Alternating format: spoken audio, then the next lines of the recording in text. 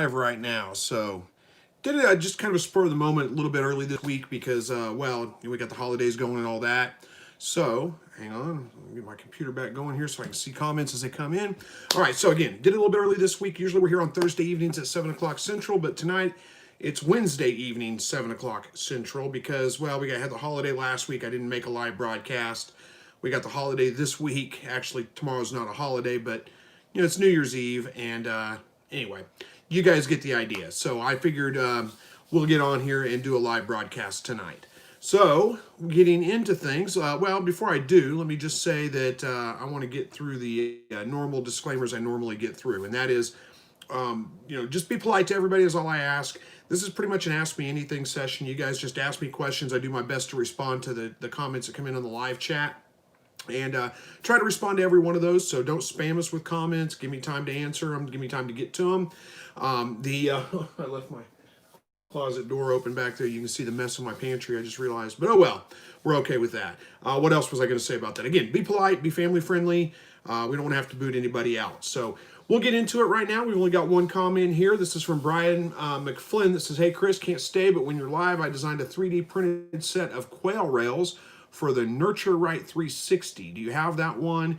And would you be interested in trying that part?" I don't have a Nurture Right 360. I'm not sure what that is. Assuming it's an egg or an incubator, but I'm not familiar with that one. So I'm sorry I can't help you out with trying it out and advertising it for you because I don't have that incubator, so it doesn't do me any good that way. But yeah, you're saying, yeah, it's an incubator. Yeah, I assumed it was. It doesn't do me any good. I mean, it's not something I can try out, but feel free to, if you're a member of the Facebook group, feel free to advertise in there if you want to. And, you can see if somebody is interested in, using that, purchasing it maybe. I don't know. I'm just not real familiar with it. But, hey, good job in designing one, getting one made up. That's pretty impressive. All right, we don't have anybody talkative in here tonight except for Brian. And, Brian, thanks for stopping by the way. I know you said you can't stay. But, hey, I appreciate you joining tonight, even if for just a little while. These are the times where I always think maybe I should have a topic ready to discuss because we don't have any comments coming in here. Sorry, got distracted by something. I think my dog was getting into something, but I wasn't sure, so I had to stop there for a second to listen. Let's see what's going on while we wait for some comments to come in, some things to respond to. Snowed here today. First big snow we've had, but the ground's pretty warm, so it didn't really stick around. But it snowed pretty heavy. Snowed most of the day. It did gather on the grass. Roads didn't get bad, so that was all right. It was kind of nice to see, actually. We don't get a lot of snow. Hey, buddy. What else? Sorry I didn't get any videos out this week. It was just incredibly busy. I actually did film a video for you guys, but had audio issues and the audio didn't record, so I didn't get that one done. I'll have to go back and refilm it. But I did film a video tonight. Cross your fingers, no audio issues with that. I've got a new recipe I'm going to be sharing with you guys come Monday. We'll get that video out. Cooking some quail for dinner tonight. So made a video of that. I'll have the recipe out with that. And it turned out really good, so it's worth sharing. So, all right, we got a couple of comments coming in now, so let's get into this. Moosage, I think it is, Moosage Creation says, "Any advice to help convince my wife to let me breed meat rabbits?" Thanks. Don't get me involved in that. I don't know that, I don't know what her objections are to it, why she wouldn't want to breed meat rabbits, but I don't want to get in the middle of any kind of squabbles there. I don't want to be the one. I don't know how to convince somebody if they're not into it to breed meat rabbits or not. And I don't know. Oh, hang on, guys. Hang on just 1 minute. I think something is going on in here.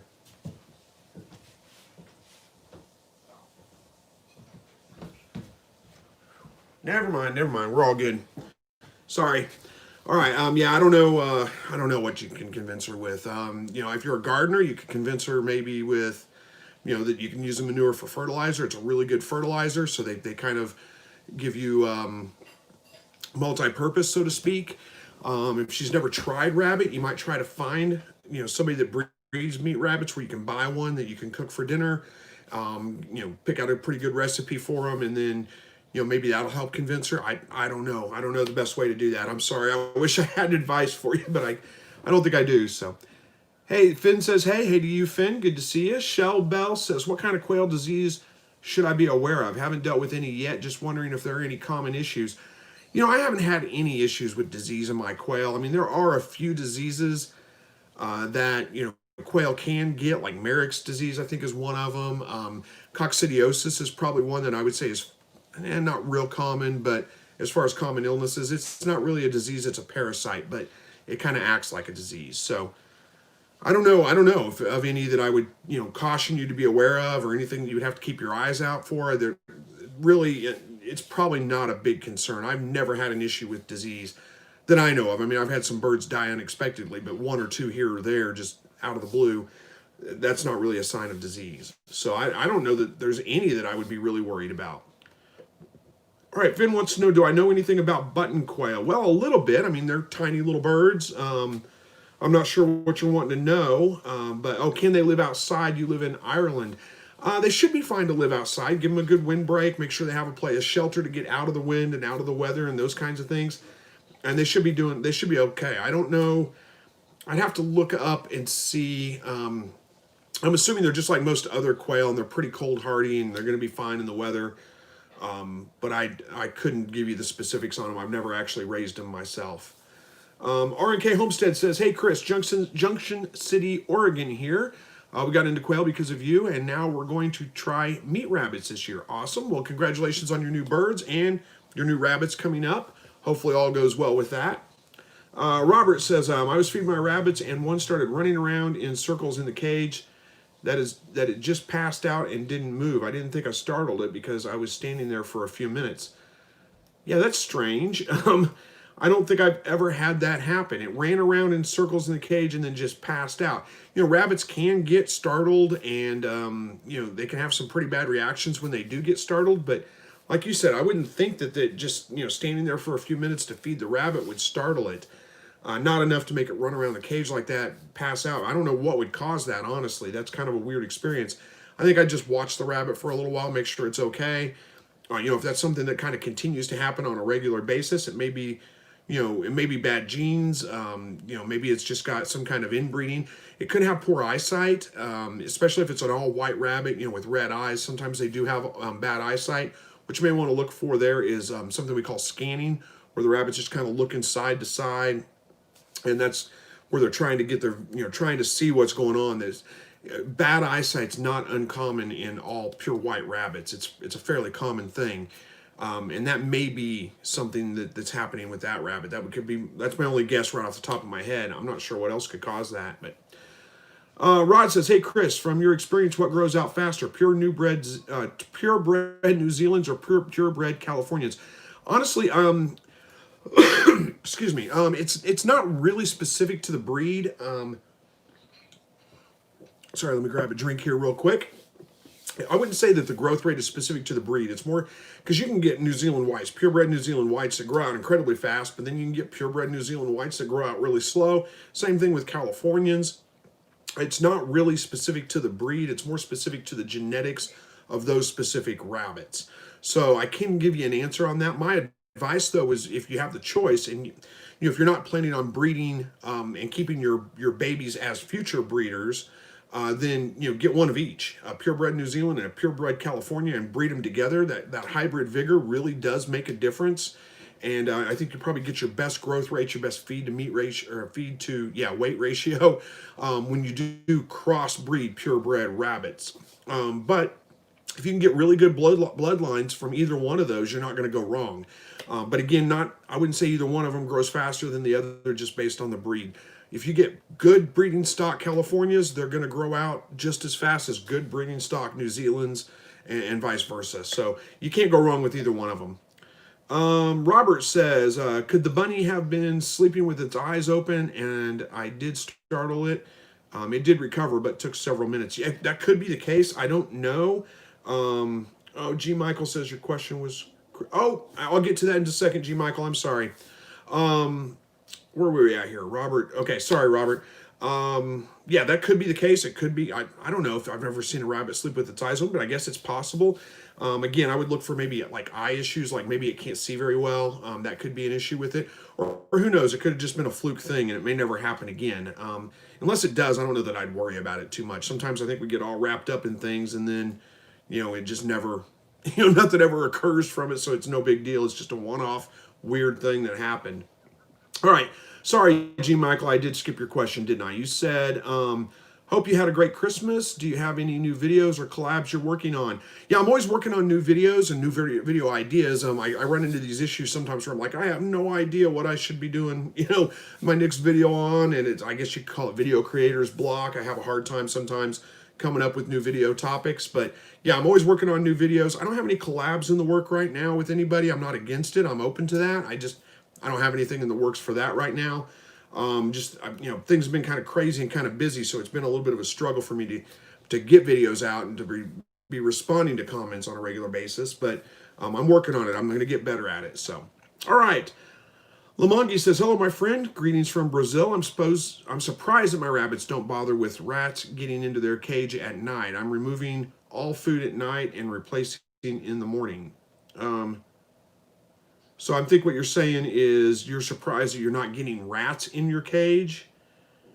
I'm not sure if you're saying you're getting rats in the cage, or if you're surprised you're not getting rats in the cage. But honestly, I don't have a big problem with that here. But we don't have a huge rat problem. We do get mice, but we don't have a huge rat problem. So it's not an issue here.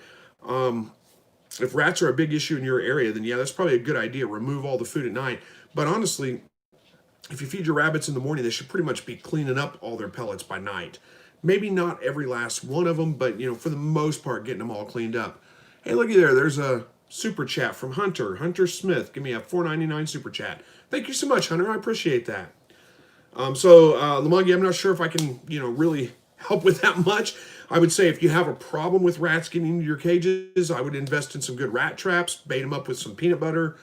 I mean, it's just a for sure thing, almost for sure thing with getting rid of rats or mice or any kind of small rodent. Everything loves peanut butter. It's the best, rat trap bait I've seen.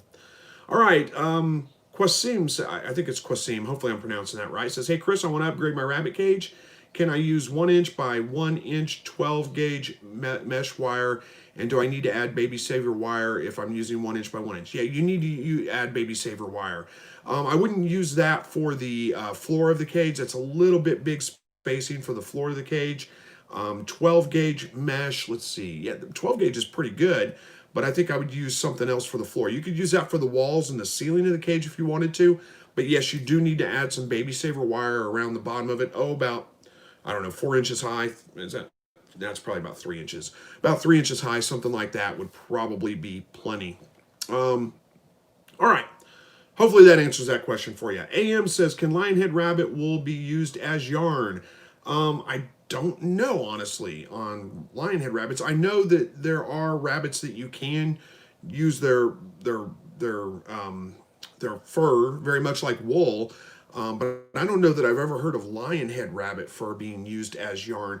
But then again, I guess, you can weave any kind of hair into yarn if you want to. So, I mean, I guess I'm not an expert on that. I don't know. I've never woven anything into yarn and tried it. I don't know anything about it.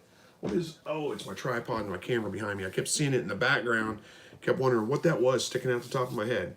All right. Donna says, my son is hatching quail and has been successful until the cold weather came in. He put some babies in a grow-out pen with heat, but seems they pecked one to death and found 7 more dead in the pen. Others are doing well. Any ideas what may have happened? Wow, that's strange. Pecking on another bird, yeah, I mean, I can't think of what would be causing that except for maybe like low protein. So you might check the protein levels in your feed. If they're not, baby quail especially need a really high protein, like a 25% or higher protein game bird feed. So if the feed is low protein like that, they may be really searching for other food sources to get their protein levels up. That may be something that's causing that. Are you sure they're being pecked to death and you're not being trampled? Because it could be a heat issue. It could be if it's not warm enough, then they all kind of crowd together under the heat lamp and they can trample the other birds when they're doing that. And that can lead to birds dying as well. So that could be an issue with that. You may have to get, another heat lamp or move it closer to get the heat up a little bit. So those are a couple of thoughts that I have right offhand. I don't think I've ever had real big problems with that in my brooder boxes. I mean, I lose a bird every once in a while, and I've had a few times where I've had it a little bit cool in there, and like I said, they all crowded together, and I lost a couple because of that. But never had an issue with them pecking each other to death. That's, sometimes if you feed babies like mealworms and things like that, quail toes look an awful lot like a worm, and they will peck at the other, toes and things like that. But I don't think I've ever had an issue with them actually killing the other birds.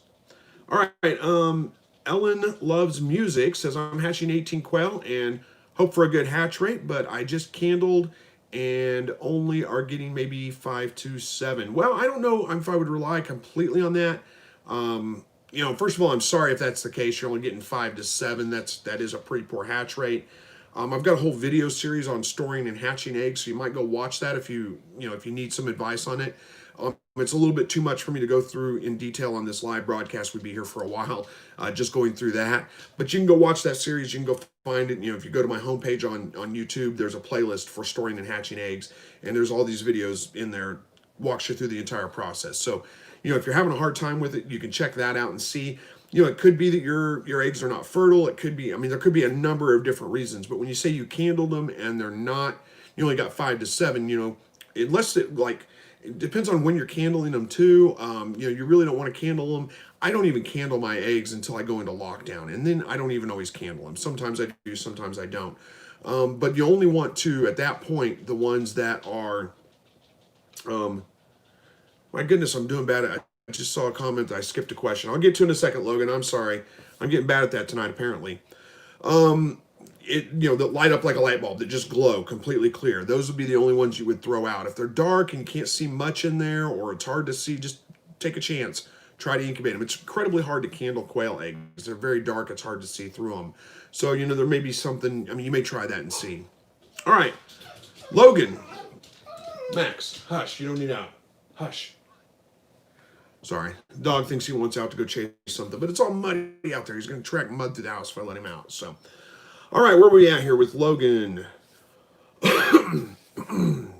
There we go.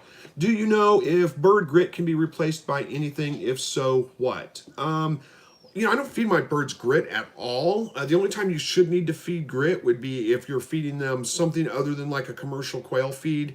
If they're eating lots of bugs and those kinds of things, they need grit to be able to, in their throats, to be able to grind up that kind of stuff to eat it. But if you have a sandbox, sand's going to work just fine for that, to fill their crop with that. As far as what else it can be replaced with, I'm sure there's a lot of replacements, but I'm not really sure exactly what else. Grit's not just that, but that's a big part of it.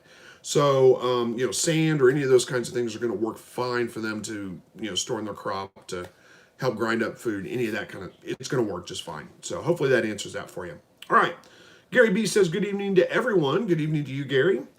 Finn says, I'm going to start with button quail because they are small, and I'm going to move on to Caturnix quail next. I showed my mother your videos, and I was able to convince her. Any advice to keep happy? Also, what type of food to feed what kind of food to feed if they need like 23% protein? Okay, a couple of thoughts on that, Finn. Depending on what you're wanting to raise quail for, if you're wanting them for meat and eggs, I'd just start off with Caturnix. They're not that big.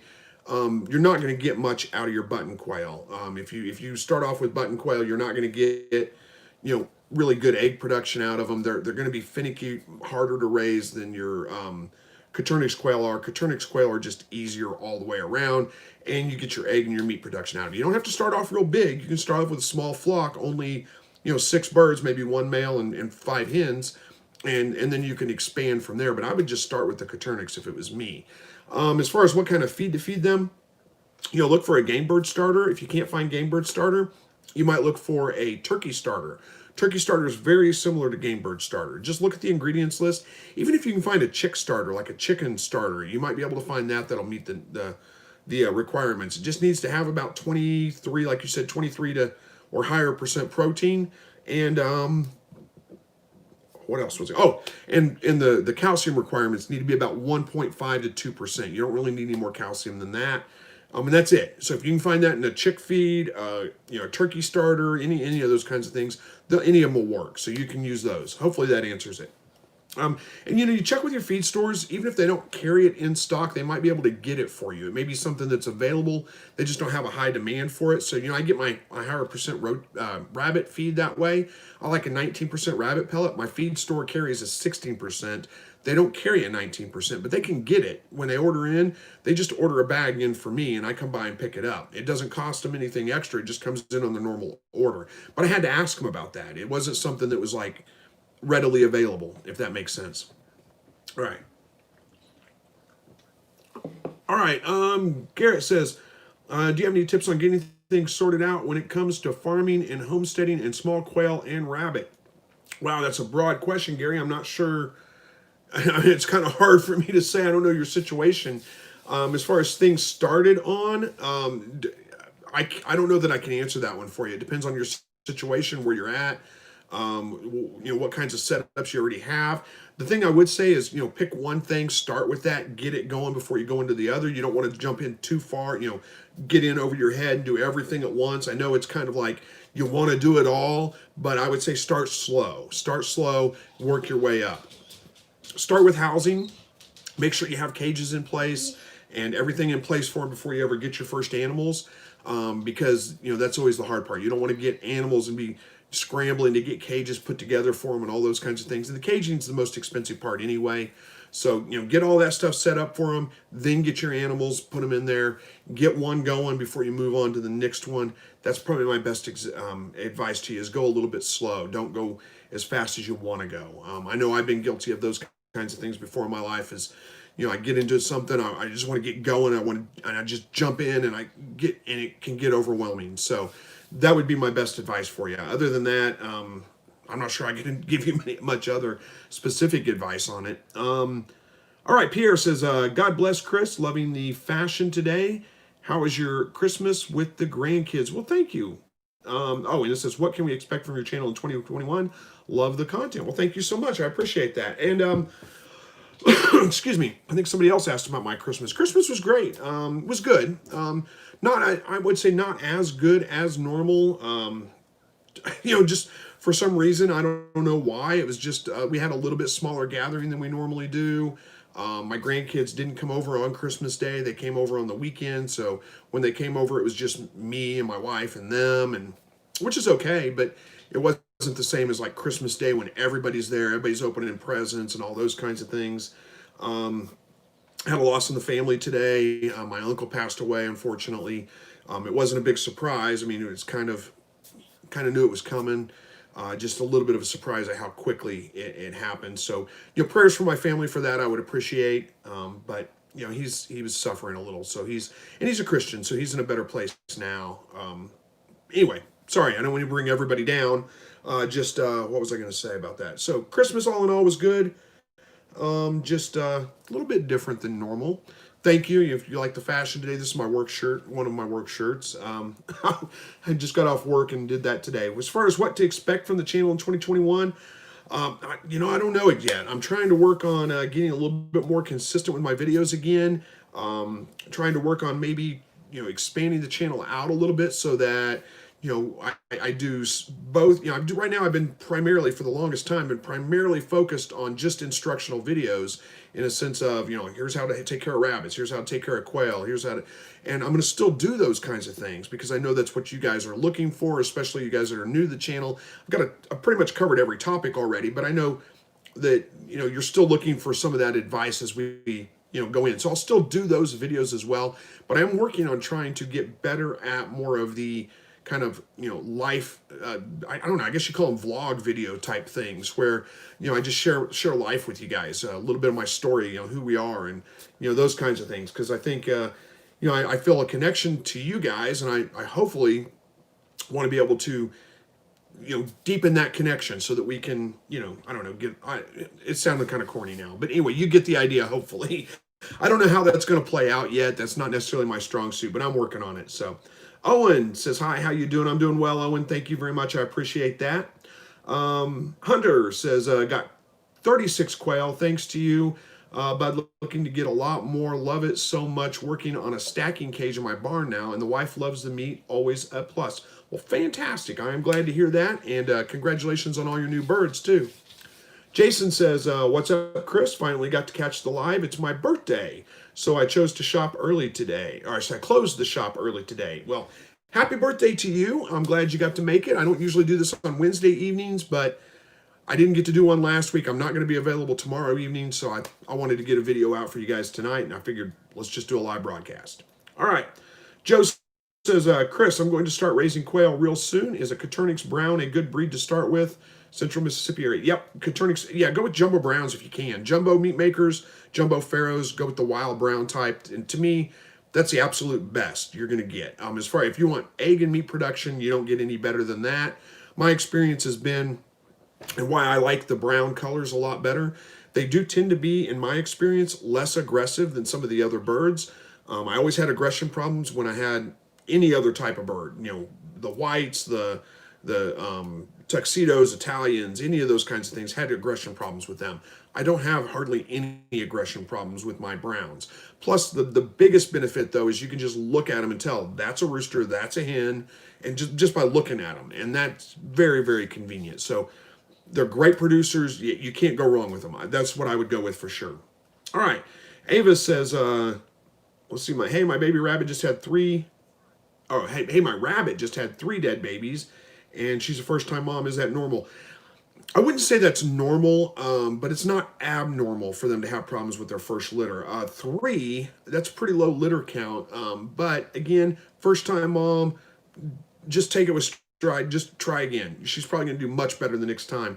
When you said she had 3 dead babies, I don't know if that means that they were stillborn when she had them, or maybe you came by and you found that they were dead. And the chances are what happened is she probably had the babies on the cage floor instead of the nest box. And that's a pretty common thing for new mothers, is you just got to kind of watch them really close on the day that they're due. And if they're having their babies on the cage floor, pick them up, put them in the nest box for them, because they don't last very long outside of the nest box. But again, it's not necessarily something that's really common, but it's not that abnormal. It doesn't raise any alarm bells. Try again. She's probably going to do much, much better on the next breeding. All right, Mass Grower says, how do you keep baby kits warm in the winter? I lost 15 kits yesterday due to them freezing. I'm sorry to hear that. Have a good nest box. That's all I do. I breed primarily in the winter when it's really, really cold outside, and I very seldom have any problems, if ever, any problems with them freezing to death, as long as they stay in the nest box. As long as they're in the nest box when they're born. Basically, I just take my nest box, I line it with cardboard, I stuff it with straw about as full as I can get it, punch my hand down in there to make a little bit of a hole in it, and hope the mother rabbit has her babies in there. And if she doesn't, I watch her really close the day that they're due. And if I notice she's having them on the cage floor, I reach in there and pick them up and put them in the nest box. And generally speaking, she does a great job of getting in there and taking care of them. As long as she's pulled fur and covered them up, they usually stay pretty warm. I don't have any problems in well below 0 weather. So I don't know if any of that helps with what you're doing. I don't know if you had any of those problems where they were out of the nest box or any of those kinds of things.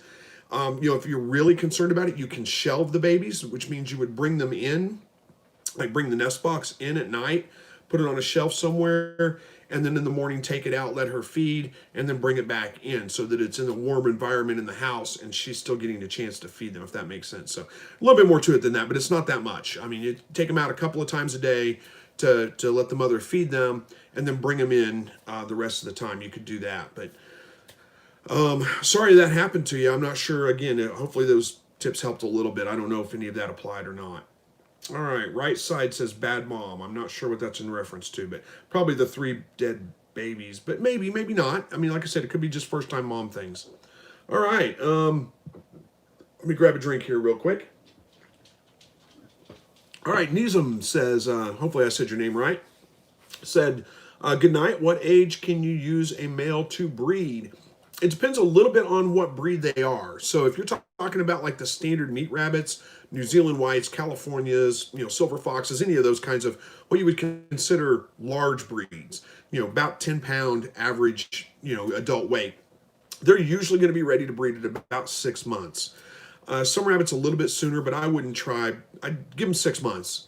That's probably the best time, maybe even a little bit longer than that. So, where was I going with that? Sorry, I got distracted by another comment. Lost track of my thought here. Oh, what age? Okay. If you're talking about giant rabbits New Zealand or not New Zealand's Flemish giants. There we go. Flemish giants. Then they're going to take a little bit longer, probably closer to a year before they're ready to breed. Hopefully that answers that question for you and got it wrapped up. All right, Bob says, when you mix a new batch of birds with the older batch, how do you know which ones are the oldest when it comes time to call some of them? I don't pay much attention to it, honestly. I don't care. I rotate birds out enough that I don't think it's ever going to be an issue with that. But usually I can kind of tell. The birds pretty much reach maturity by about 8 weeks old. But they still do continue to grow a little bit after that. And I can usually look at them and just, for the most part, make an educated guess. I'm sure I get some of them wrong, but I think most of the time I can just kind of tell that's a little bit older bird than this one is. Just something about the way they look. And I don't know that I can exactly explain that to you. It's just, you kind of know it when you see it kind of thing, when they're standing side by side. Now, if you had them completely separate, you walked over and looked at this one, then walked over and looked at this one, yeah, I couldn't tell. But if they're side by side in the same cage, I can kind of tell. But I don't worry about it too much, honestly. Like I said, I just throw birds in there, take them out and call some of them, and I figure that just luck, is going to eventually get them all turned over, if that makes sense. So I don't worry about it. All right, G. Michael says, how do you feel about in-floor nesting boxes and rabbit cages? Do you have any experience with them? I've actually never done that. I mean, it's an interesting idea. I don't see why it wouldn't work. But I've never done it myself, so I can't really give you any exact experience with it. I think that maybe cleaning them out might be a little bit of a pain, but I don't know. Maybe not. It's something to try. All right. Jim says, how do you advertise rabbit meat for sale? I don't seem like Craigslist allows it. Well, you're going to have to check the rules and regulations in your area, and I'm not an expert on this, so I may be wrong on this, but I believe that if you're going to advertise, if you're going to sell meat for human consumption, then you have to be like FDA approved to do so. I don't know, there may be rules about like how much you can sell before you have to be. I don't know. But they're a little bit which means if you have to be FDA approved to do that, like you have to be inspected, you have to have good cleaning stations, and all these kinds of processes set up to do that. So check on those rules before you do that. I don't personally sell rabbits occasionally I'll sell one to somebody, but I don't advertise it. It's not something I do on a regular basis. So I don't know that I can answer that question for you. You might try selling them as pet consumption, pet food, and people can do whatever they want with them after they buy them. But that's the only thought I can think of. All right, Right Side says, thanks for your channel, man. I like different views of rabbits. Well, thank you. I appreciate you watching. All right, Chris says, what YouTube channels do you subscribe to about quail or rabbits? I don't subscribe to a lot of channels about, in fact, I don't know that I subscribe to any channels about quail and rabbits. I do subscribe to a few channels. I guess one, Living Traditions. I subscribe to their videos. I watch their videos fairly frequently. Who else? Myshire Farms got pretty good channel. Katernik's Corner's got a pretty good channel too. Both of those are really well worth watching. They've got some great tips on raising quail. There's lots of people out there that do rabbit videos, but that's not their primary topic. I don't know if I can give you any advice on other rabbit channels because I don't really watch any of them on a regular basis. I mean, I've seen videos from other channels that talk about rabbits, and Living Traditions has got rabbit videos. I don't even know if they're raising rabbits anymore, but they did a series of rabbit videos that were all pretty good. So I mean, and I like Living Traditions is a good channel to watch. They're good people. They're true homesteaders. They're not just rabbits and quail. I mean, they've got cattle. They've got all kinds of things. So they're probably a little bit more entertaining than I am most of the time. So they're a good channel to watch for sure. And there's another way, His Way Homestead. There's somebody suggesting that one.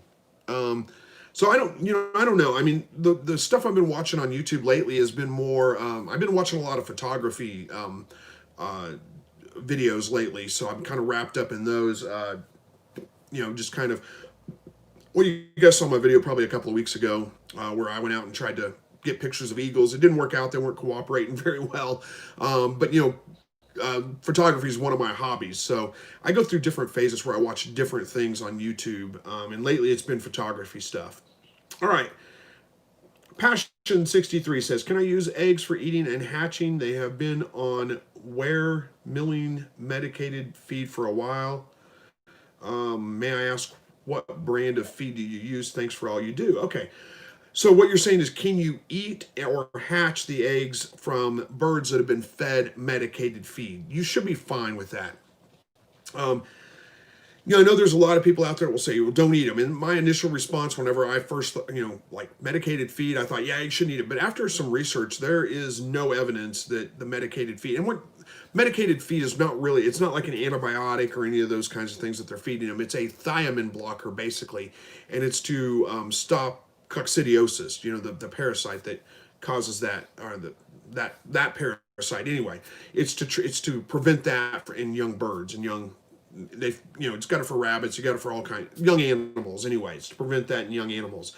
And there's no, I can't remember the name of it. It's Ambro. I can't remember. I can't remember what it's called. But there is no evidence that causes any problems. It's supposed to be completely safe. There's no withdrawal time from eating the meat or the eggs or any of those kinds of things. As far as whether they'll hatch or not, it should be fine to hatch them out too. Now, if you can find a non-medicated feed, switch over to it.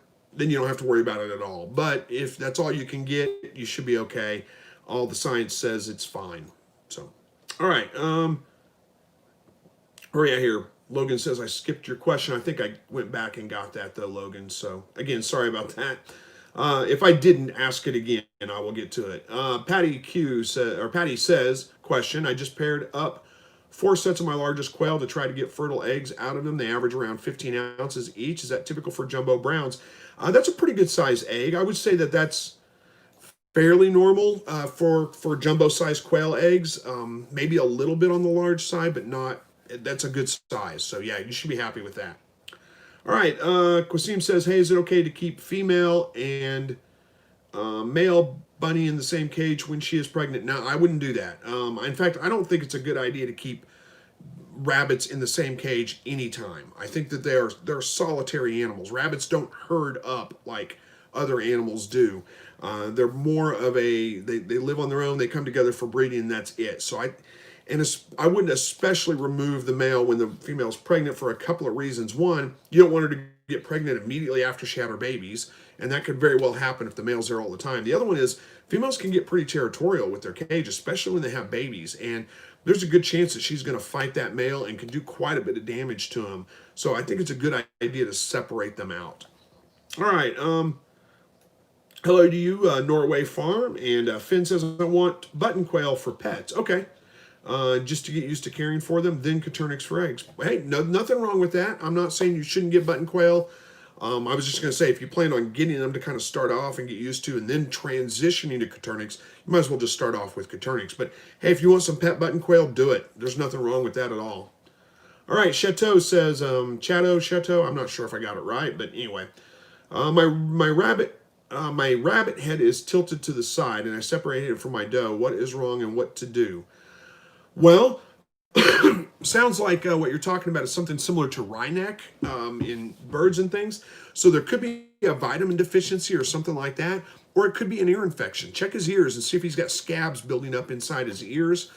Sometimes that's all it is. If he's got scabs in there, it's probably ear mites. So you could treat the ear mites, just a couple of drops of some kind of food grade oil, olive oil, mineral oil, something you can eat, and put a couple of drops in his ear every day until the scabs are gone, and then every other day for another week, and that'll take care of the ear mites. That may be what's causing it. You might, look at, adding some, I doubt it's a vitamin deficiency. If it was, you would probably be experiencing that with some of your other animals. Chances are if it's head tilt, it's probably it's probably something to do with an ear infection or something like that. So that's my best guess on that. Shellbell says, LOL, I had birds before cages. I don't recommend it. Yeah, I don't recommend it either. Norway says, I love getting it over my head. Seems like that is the way I do it. Living risky. I've been there before. I've done that before myself. Oh, I forgot to answer the question up there about what brand of feed I use. I'm sorry about that. I forgot who asked it now. It just hit me. I forgot to answer that. I use a brand of feed. It's a local feed mill, so they mill their own feed. You can't get it everywhere. But don't worry so much about the brand. Whatever brand you can get is going to be just fine. I wouldn't worry about it. The one I use is from Emin. I always forget the name of it. Farms. No, M&M. Something Agri Services in Neosho, Missouri. They've got a couple of different Neosho, Missouri. They got one in Lamar. Is it? I can't remember the name of them all of a sudden. I'm sorry, but anyway, it's good again. It's a local feed mill, so you won't be able to get that just everywhere. All right, and some people saying their prayers and condolences. Thank you guys. I appreciate that. Richie says, I have 300 quail birds and wanted to say thank you for your helpful tips and been watching you for years now. Well, thank you so much, Richie. I appreciate that. Hello to you, Janet. Gary B says, added 3 new hens and a roux to my main coop 2 days ago. They're getting along. We'll be adding the remaining 3 hen and roux next week, or next, I think it is. These are from my last hatch and brooder grow out. Several have started laying. Awesome. Sounds like things are going very well. Congratulations on that. All right, I got to get another drink here. Slow down, take a breath here. All right, Pierre says, Chris, thanks for the update. Looking forward to the year ahead. Praying for you. Well, thank you very much. I appreciate that, Pierre. World is Yours says, how many days quail eggs good for consumption? There's not like a set number of days. They're good until they go bad, but they can last a very, very long time. Probably around 30 days or so, something like that. Depends on the conditions you keep them in, though. The biggest issue you're going to have is with them drying out. So just float test them first. Put them in some water, and if they float, throw them out. That doesn't mean they're bad. That just means they're not going to be really that fresh and that good. So I would say, like I said, if you're in a really dry climate, that's going to happen quicker than if you're in a more humid climate. So I couldn't give you an exact, this many number of days. They're fine, but again, just float test them. I would say refrigerate them. They don't actually have to be refrigerated, but if you have fertile eggs and you have them sitting on your counter, there's a good chance they're going to start to develop before you get a chance to use them. And they probably won't develop all the way and hatch or anything like that. But if you've ever cracked a farm fresh egg and you've had like little blood spots in it, that's what it is. They've started to develop, and then it died. The embryo died. So yeah, hopefully that answers that for you. Where are we at here? Shell says pearl quails are aggressive. Got some, and they are high strung. Yeah, I believe that.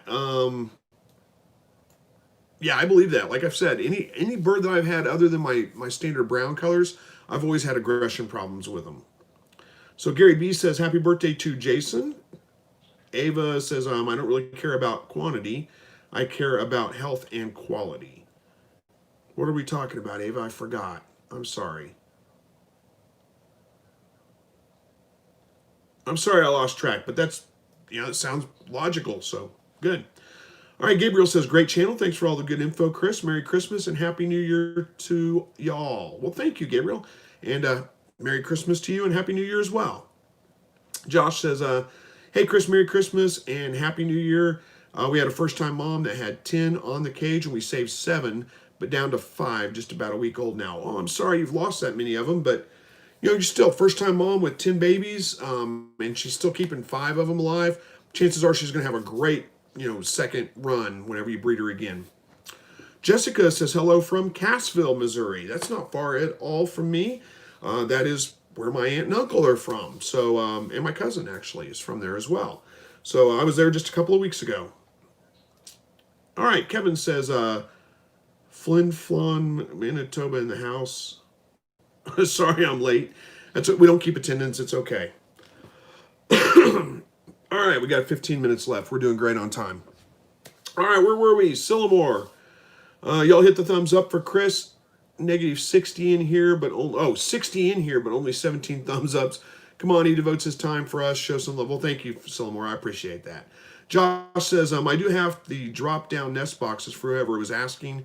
I love mine and definitely prefer it to be easier to keep babies alive. Well, that's a good point. I guess there's a better chance with a drop-down nest box that the mother's going to have the babies in the nest box. So, yeah, thanks for the feedback there, Josh. Appreciate that. G. Michael says USD approval to sell meat and maybe some city and county regulations. Yeah, that's probably, yeah, you're right. It's not FDA, it's USDA. Sorry. All right, Josh said again, His Way Homesteaded is a great channel. Good. Shell Bell, I love Living Traditions. I do too. They're great. Sillamore likes Living Traditions as well. Very good channel. Good. Tuna Town says, I have Jumbo Wilds, regular colors. My third batch of chicks are looking like they're turning white and brown combo. Hear my dog barking in the background. He's just sure there's something out there to chase. Hey, come here. Hush. Down. Good. Sorry, calm him down a little bit. Tuna Town says, I have Jumbo Wilds, regular colors. My third batch of chicks are looking like they're turning white or brown combo. None of the line have done this so far. Is this something that happens naturally? Yeah, you start mixing birds together, you're going to get all kinds of weird combinations and colors. There's nothing wrong with that. It's perfectly normal. Oh, wait a minute. I got to reread this. So you're saying you've got Jumbo Wilds, regular colors, and they're starting to look like they're turning white and brown combo. Yeah, those are probably, that's probably just a gene mutation of some kind. It's nothing wrong with that necessarily, but that's how all the other color combinations came out with. There was a gene mutation of some kind that caused, different colors, and they just isolated that gene, and that's how we ended up with different colored birds. So it's not abnormal. I wouldn't worry about it too much. Chances are the brown coloring is the dominant trait. So if you breed browns with another color, you're going to get mostly brown quail. But they're going to carry recessive traits for those other colors too. So chances are you've just got those recessive traits somewhere in your bloodlines, and you're going to get a certain percentage of those birds. If you don't want that color, don't breed those. Make sure you cull those out of your flock and don't breed those. And eventually you should get back to just standard brown color. All right. Gary B says they love Living Tradition. So does Jim. Yep, they are an excellent couple of homesteaders. I agree. Quasim says, hey, Chris, what do you think about silver fox? They're great meat rabbits. I had a silver fox once. I liked it quite a bit. They're hard to come by around here. I don't see them very often, but they're a fantastic rabbit. You can't go wrong with them. All right, hello to you, Freezer. Tanner says, can I keep males together? Keep male what together? Quail? Oh. Okay, you're going on. You're saying, can I keep male rabbits and females rabbits free range? Is this actually live? Yeah, this is live. Yeah, as far as keeping your male rabbits and female rabbits are you wanting to keep male rabbits together? I personally think it's best to keep all your rabbits in separate pens. They're not, like I said, they're not herd animals. They really kind of live solitary lives in the wild. So I don't think there's any reason you need to keep them all together. I know plenty of people have done it, reported great success with it, but me personally, I think they're probably happier in their own cage with their own space. As far as free ranging them, I'm not sure how that would work. The thing I would really worry about there would be like predators. Everything wants to eat rabbits, so I think it would be a hard time to keep them alive. I know there are plenty of people that raise rabbits in colonies, and I just don't personally think that that's the best way to do it. But I don't know that I can give you a lot of advice on that because I haven't tried it. So just a personal opinion. All right. Joey says, watch Living Traditions regularly. Yep, good. Madison says, why is my doe scared of mating? It's a pretty common, I don't know that scared is the right word for it, but that's a pretty common issue that you get is that, the buck's ready to mate, but the does are a little bit reluctant for whatever reason. They run around the cage. They hunker down in the corner.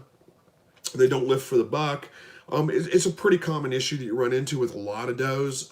Most of the time, if you just keep trying, try one morning, try again that evening, try the next morning, try again the next evening. Usually they get used to it. They kind of loosen up a little bit after about 5 or 6 tries.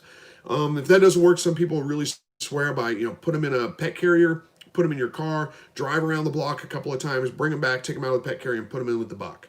Those are, things that could help to get her a little bit more in the mood, so to speak. But what you're describing is really, really common. All right, Josh says, Tanner, I don't know what your size, but small pen, I wouldn't use more than $1. What were we talking about? Oh, keeping rabbits and female rabbits. Okay, got it. I think they got that. All right. Akira says, hey, Chris, I have a male Coturnix that's chasing the other 3 hens around. It seems like you have a male Coturnix that's chasing the other 3 hens around. It seems like he's bossing them around because the hens are hiding from him.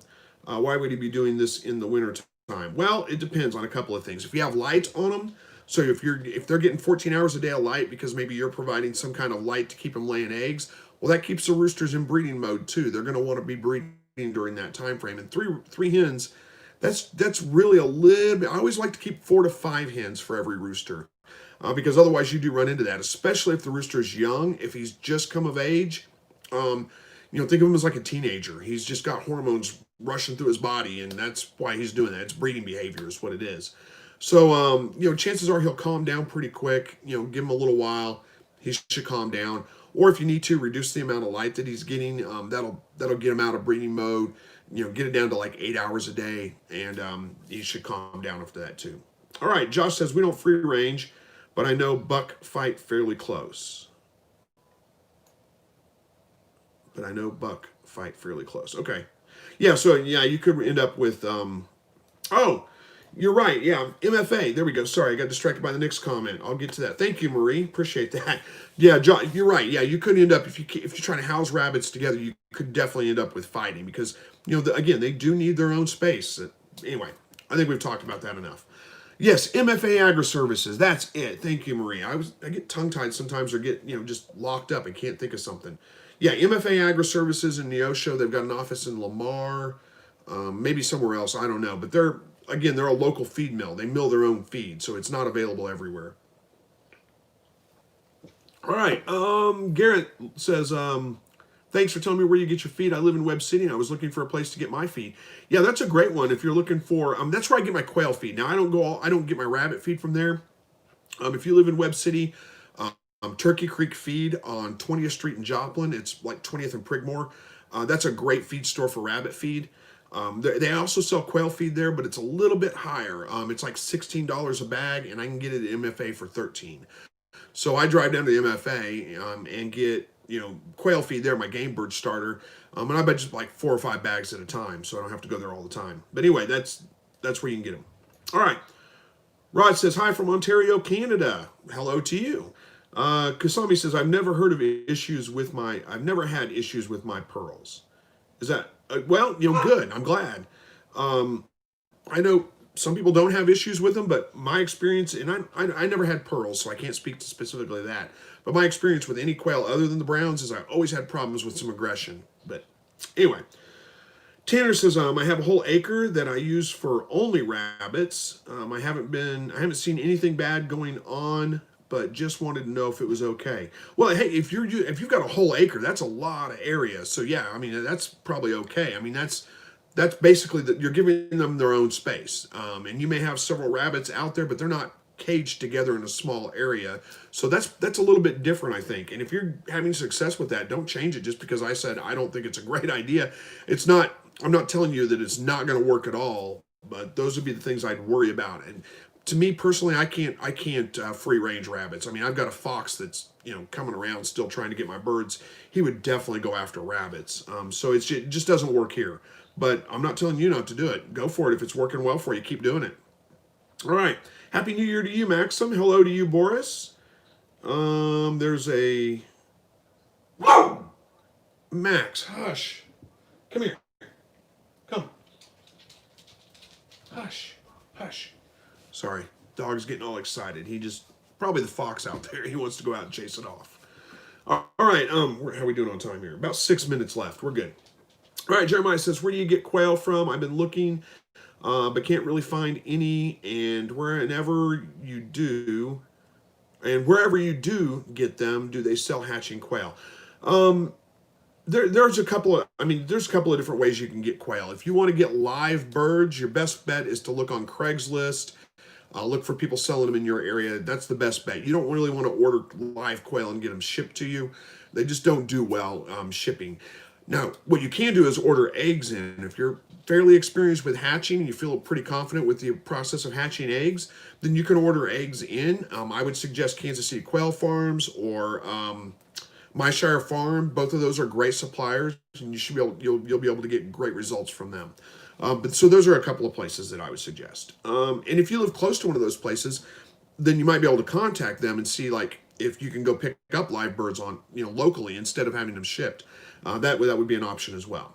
All right, Josh says should be in that size pin. Good luck, and I would like to know how it works. I don't know what we're talking about, Josh. I'm sorry, lost on that one. Hopefully that was for somebody else.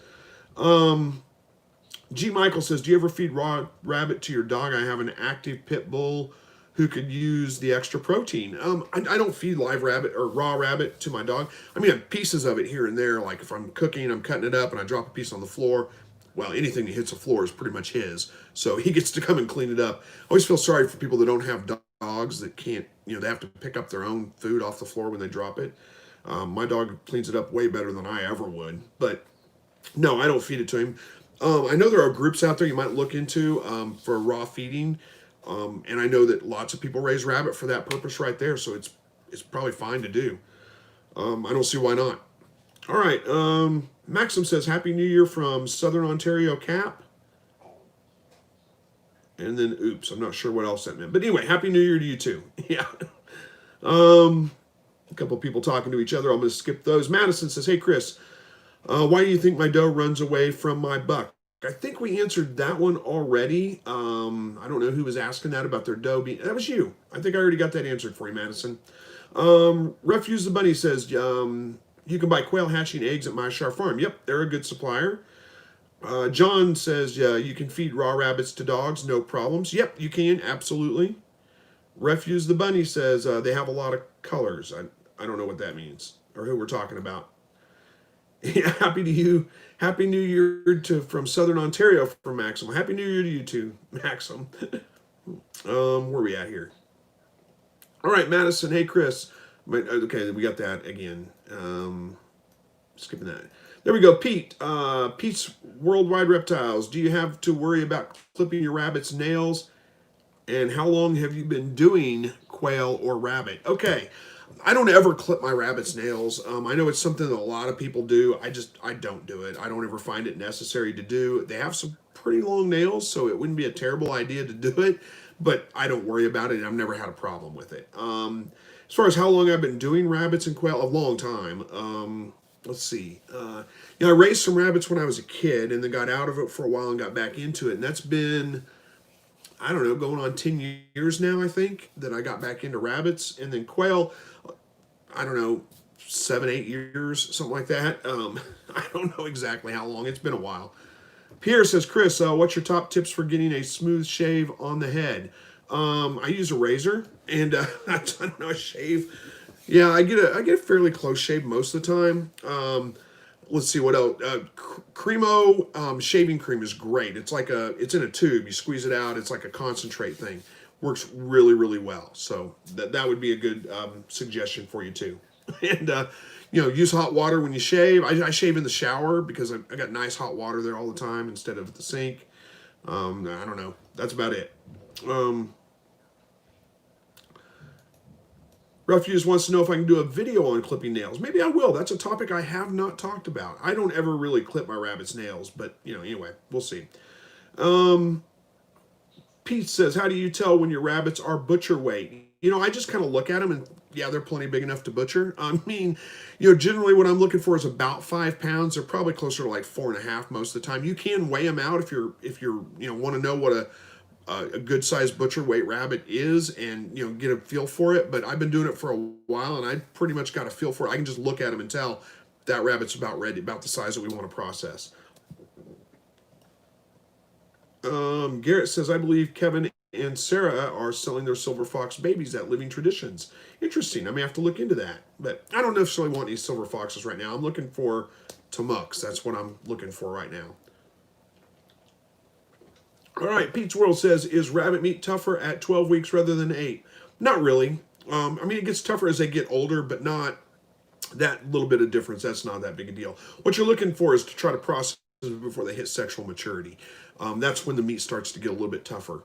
All right, Gary B says, Happy New Year and hope all had a Merry Christmas and prayers for 2021. Thank you, Gary. I appreciate that. Prayers for you too. Pete's World, how much faster do hybrid rabbits grow than purebred rabbits? Well, it depends a little bit, and it's not that you're necessarily going to get a lot faster growth out of hybrid rabbits. When you do breed two purebred rabbits together, you get that hybrid vigor, which makes them more resilient, more resistant to disease and illness and some of those kinds of things.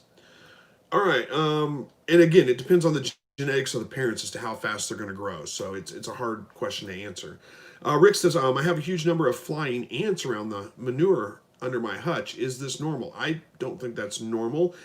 As far as I know, flying ants, I think that's just like, isn't that just like a season, like every once in a while they just hatch out, they're looking for a new home or something. I don't know. That's not normal here. No. Because somebody says, to buy quail, I suggest Myshire Farm. It's okay to say no. That's where I buy my hatching eggs. Yeah, there's nothing wrong with Myshire Farm. They're a great supplier. Rufus, how are we doing? Oh, we're out of time here. Let me see if I can. Expensive shipping costs. I like to buy them locally.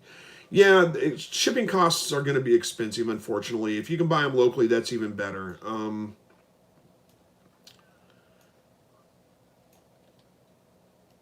I'm looking to see if there's anything.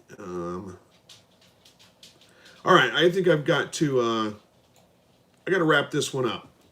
Sorry, I'm going to get distracted and keep going. I got to go spend some time with the family before it's time to get up and go to work for one more day, and then 3-day weekend coming up. So hopefully I'll get all my projects done, get videos out for you guys on Monday. I got one already filmed, so we're on track.